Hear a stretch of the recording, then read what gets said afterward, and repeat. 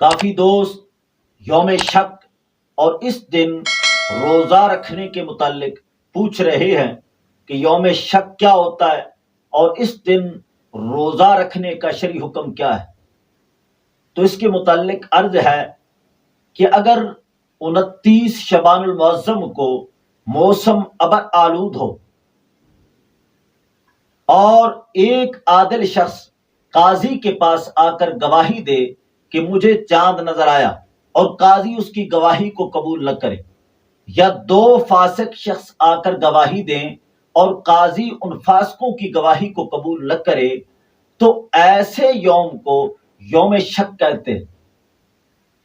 کیونکہ اب یہ احتمال ہے کہ ان کی گواہی سچی ہو اور اگلا دن رمضان المبارک کا دن ہو، اور یہ بھی احتمال ہے کہ وہ جھوٹ بول رہے ہوں اور ان کی بات سچی نہ ہو اور اگلا دن شعبان المعظم کا دن ہو، یعنی 30 شعبان المعظم ہو۔ اس یوم کو یوم شک کہتے ہیں۔ لیکن اگر موسم ابر آلود نہیں ہے اور کسی شخص نے بھی چاند دیکھنے کی خبر نہ دی تو ایسے یوم کو یوم شک نہیں کہتے، بلکہ وہ یقیناً 30 شعبان المعظم کا دن ہے۔ اب یوم شک کو روزہ رکھنا،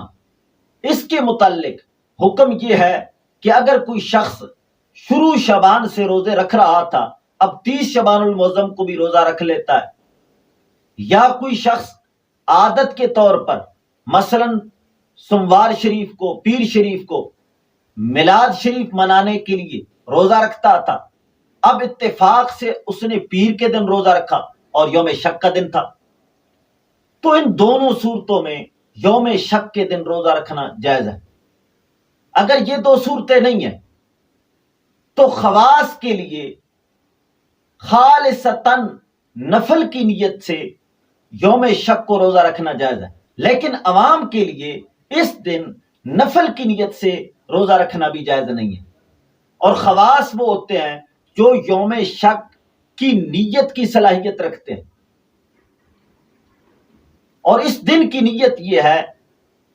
کہ خالصتاً نفل کی نیت سے روزہ رکھے، یہ تردد نہ ہو کہ اگر رمضان ہوا تو رمضان کا روزہ ہو جائے گا، اور اگر رمضان نہ ہوا تو نفل کا روزہ ہو جائے گا، یہ تردد نہ ہو، بلکہ خالصتاً نفل کی نیت سے روزہ رکھا جائے۔ اور جو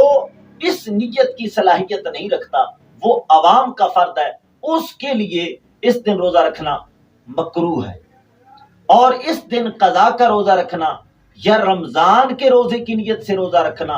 مکروہ ہے۔ حضور اکرم صلی اللہ تعالی علیہ وسلم نے فرمایا، من صام هذا اليوم فقد اسقى ابا القاسم، جس شخص نے اس دن روزہ رکھا اس نے میں محمد کی نافرمانی کی ہے۔ لہذا اس دن خالصتاً نفل کی نیت سے روزہ رکھا جائے کہ اگر رمضان ہوا تو رمضان کا ہو جائے گا، وگرنہ نفل کا۔ تو اس طرح نیت کے ساتھ روزہ رکھنا جائز نہیں ہے۔ نیت خالصتاً نفل کی ہو اب ممنوع نہیں ہے، اگر رمضان کا دن ہوا تو رمضان کا ہو جائے گا۔